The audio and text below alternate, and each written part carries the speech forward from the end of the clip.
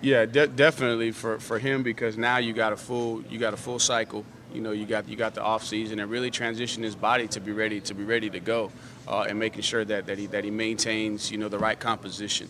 Not necessarily looking at a number on the scale, but making sure you got the right body composition so you're prepared to go out and be at your best at the start of the season, the middle of the season, and then being able to finish. And really that comes from what you do in the off season. And I think our program has shown that we believe the difference is what our strength and conditioning staff does. Their plan for the entire year with all of our players has helped us to be successful in the postseason. So he's attacked his work. He's a quiet leader. He's not going to say a ton, but man, you see him in there doing a ton of extra work. You see him out there working with his guys, extra throwing balls. So he's really attacked this offseason. And we'll know more once we get around him every single day and get our hands on him once we start fall camp. Is there a vocal leader on the offense right now? I'm trying to think of who that guy would be. You know, we got a bunch of great leaders. I don't know if there's one guy. Walker Parks will be a guy that'll step out and he'll say Jordan McFadden is an unbelievable leader. He's not going to say a ton, and those guys pick their spots, and that's where when we get back together with them, that's our job as coaches is to empower our leaders. I think we did a good job this spring of identifying them, giving them an opportunity to grow and put as much as we can around them, and then once we jump back in August, that'll be our job to help empower these guys to say, okay, now it's when you need to be a little bit more vocal, but at the same time too, you don't want to force leadership if it's not there. You know what I'm saying? Some of that's got, and like Trevor. Trevor wasn't an overly vocal guy until later in his career, but he was a great leader. From starting from the time he took over as starting quarterback, he was a great leader by his actions. And I think we got some of those guys. And then sometimes it's a challenge for guys because you still got some youth. You got some guys that have put in work behind the scenes, but they may not have had the production, and they don't feel like they necessarily got the playing equity to say things. And that's where our job is as coaches to say, hey, let's forget about that. Let's focus on, hey, you got some equity. Use your equity when you need to. Tony, a lot of reflection on the COVID season this week. I just want to know, in what ways did last season actually help make you a better coach?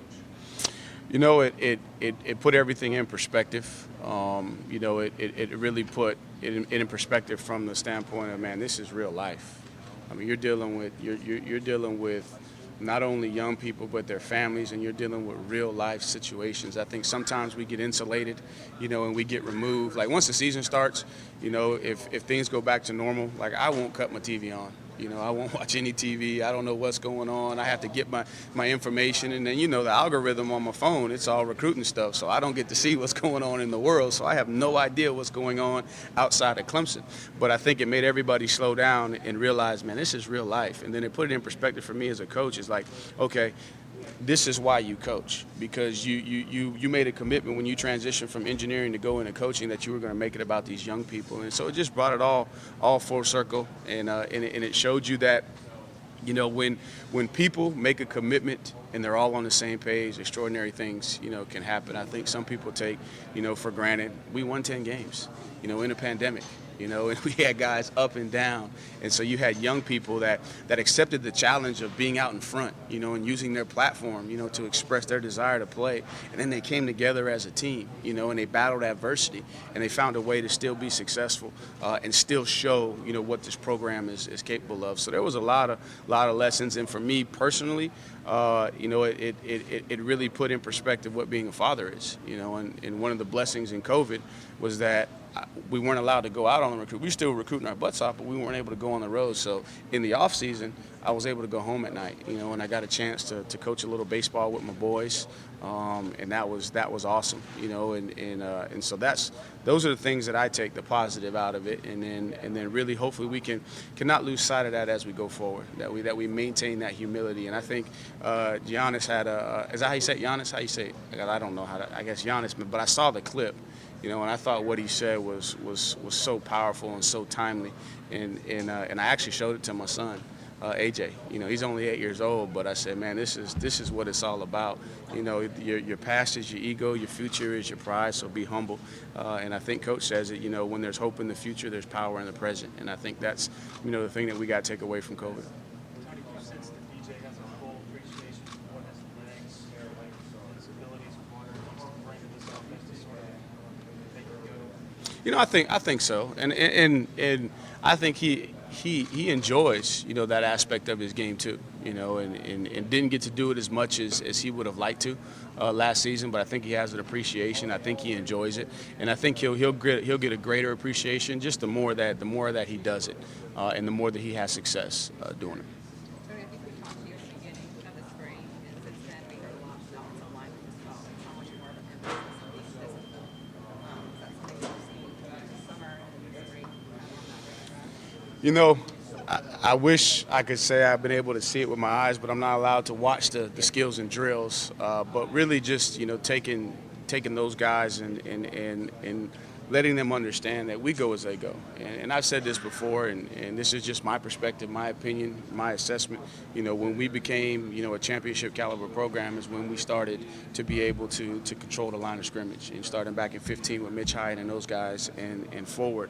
And so I think we learned, one, you got to be physical, and then you got to have depth. I think what we learned more importantly about the offensive line last year is that, we didn't have as much. We were very young, behind that first unit. And so we got to develop that depth. And so I think part of it is just the mental toughness, right? The mental toughness of straining yourself, pushing yourself, and then a commitment to that aspect will lead to the physical toughness. So, man, I'm excited to see these guys. I think they're going to have a chip on their shoulder.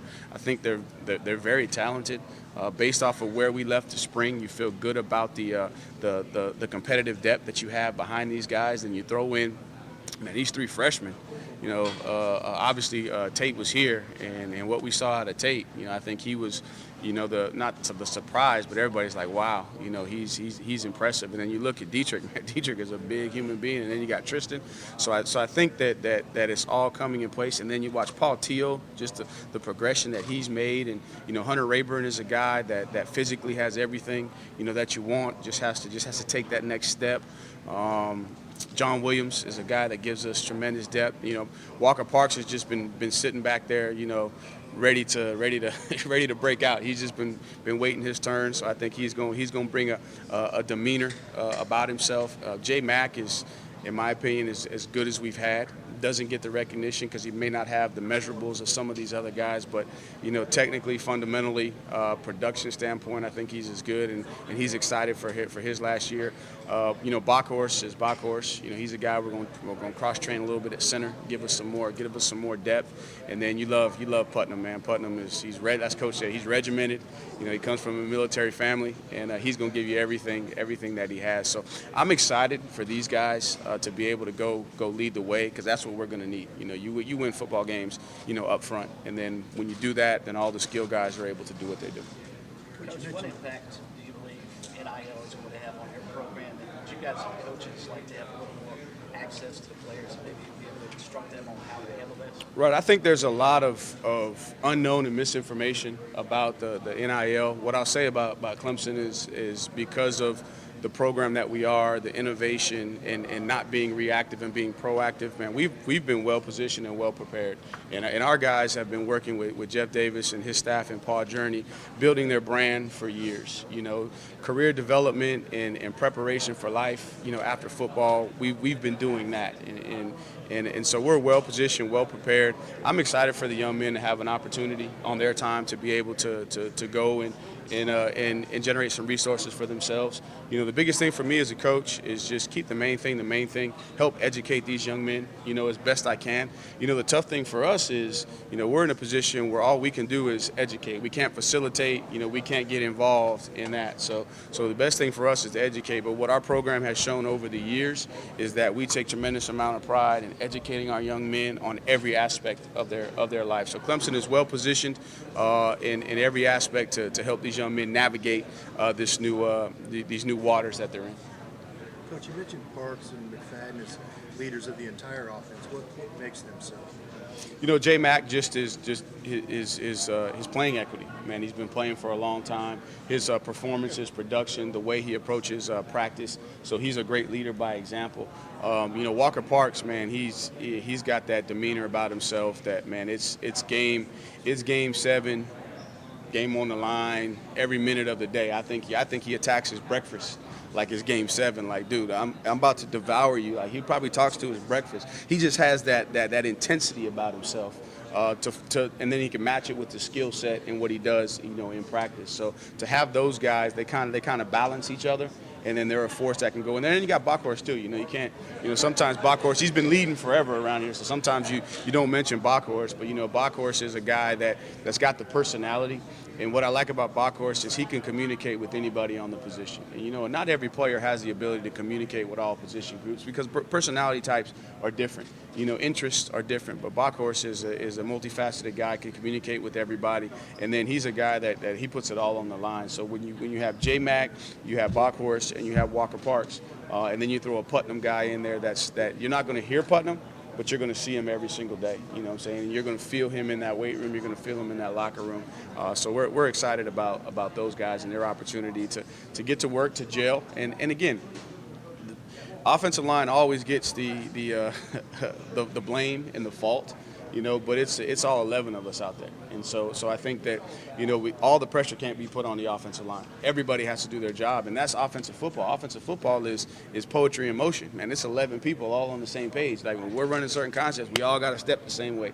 We all got to be moving on the same timing. The backs got to be at certain depths. And so it takes 11 guys. And so if any one of those other 6 are not on the same page with those 5 up front, then the continuity of the play is off, right? And then who gets blamed? The offensive line gets blamed, you know what I'm saying? And when you see a sack, you automatically say, well, Coach Caldwell and the offensive line. Well, no, maybe that quarterback didn't take his proper footwork, right? Maybe he's holding the ball too long. Maybe that receiver right there didn't do what he needed to do to get off a press coverage from timing. Maybe he's not in the right window. Maybe the back knows he's isolated one-on-one. He loses his one-on-one matchup. So there's a lot of things that go into the success of the offense and the offensive line because, that's where a lot of people, and that's the first thing you want to blame is the offensive line, but it's not always the offensive line. And then sometimes, heck, I might put them in a bad situation, and I got to take accountability for that too. So it's all of us, coaches and players together on the offensive side of the ball being on the same page. Tony, a nice weekend as far as commits, but with you guys' kind of unconventional style of recruiting and not holding off on official visits till the start of football year, how hard is it to remain patient when maybe you see a guy go, I'm going to go ahead and pull the trigger now, and we're thinking, man, if we'd been more aggressive, we could have got that guy. Is it kind of a hard process for you as a coach to undergo? It's not for me because I'm very, matter of fact, I was having a conversation with a young man, and I said, look, I know it may be hard for you to conceptualize this and understand this, but you got to understand the reason why I'm so patient because I got blood, sweat, and tears equity on that grass out on the practice field. I played for Coach Sweeney, and now I've been coaching. This will be my 11th season with Coach Sweeney. So I got a good understanding of what Clemson football is, right? And so I got a responsibility to my brothers that were on that field with me, those that came before me, and the ones coming after me, that I bring the right type of young man into this program. Right? And then I also know what it takes to be successful in this program. And everybody's attracted because of what they see, right? But there's a lot that they don't know and what it takes for them to be able to see what they see. And so for me, I don't feel the pressure. I believe that I'm gonna coach the guys that I'm supposed to coach. I take confidence and not arrogance, but confidence in my ability to develop. But really looking for the right raw materials, and it takes time to identify. If you're gonna bake a cake, you can't just go buy. If you want your cake to be good, you can't just go buy the first thing you see on the shelf. You're gonna be particular, right? You're gonna go get certain ingredients so that you can build the best cake. And so that's my approach, and so I don't feel pressured by anybody on the outside. We've created a brand recognition in recruiting, where it's a coveted opportunity to come to Clemson for the right reasons. And so just don't feel pressure, because then that's now, as Coach would say, that's that outside in thinking. And we want to keep that inside out thinking so that we can sustain success. It's as Coach has said, it's always about the program and not about a team and not about building a ranking. And I think that, when you go back and you look, the rankings initially, right, we've done a good job of elevating those rankings because of having the right raw materials to work with. Have you recruited down at IMG before? And you guys seem to be establishing a nice pipeline. And that's actually, that's my area, but we also do a great job of team recruiting and position recruiting and getting guys involved, and I think there's a relationship with the coaches. They understand what our program is, and I think a lot of relationships are built prior to young men, going down to IMG as well. Coach, you're coaching the tight ends now, and incredible depth at that position this season. But a guy that's kind of gotten lost in the shuffle is Luke Price.